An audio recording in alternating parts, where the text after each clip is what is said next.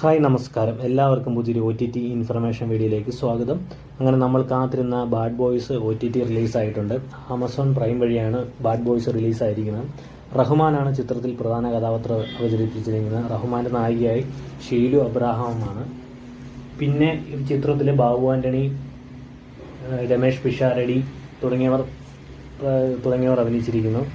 ചിത്രം കണ്ടിട്ട് നിങ്ങളുടെ അഭിപ്രായങ്ങൾ കമൻറ്റായി രേഖപ്പെടുത്തുക. അതുപോലെ ഈ ചാനൽ സബ്സ്ക്രൈബ് ചെയ്യുക, ഷെയർ ചെയ്യുക, ബെൽ ബട്ടൺ അമർത്തുക.